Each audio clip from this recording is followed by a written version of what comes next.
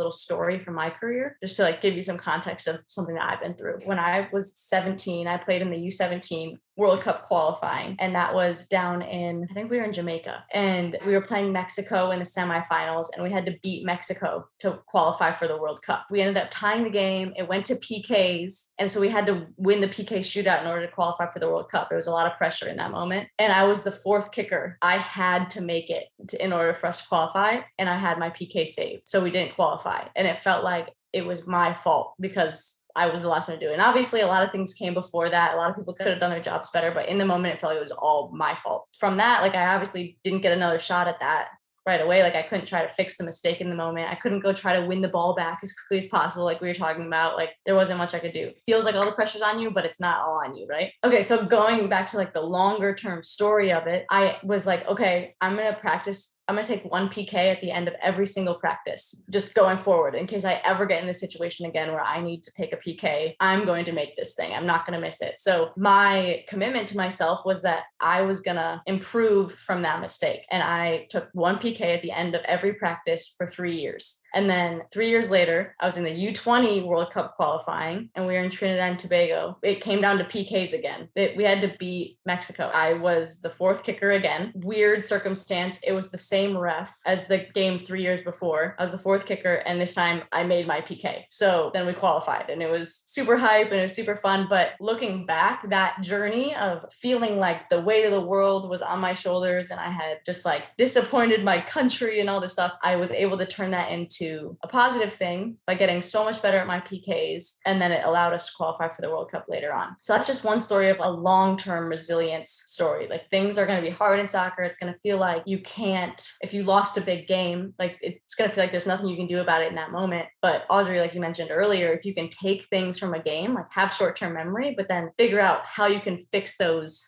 in the future and how can you work on those. You were saying how you were working on your left foot, and taking feedback from yourself and saying, I need to get better at my left foot, and getting better at that will all pay off in the end if you commit to it.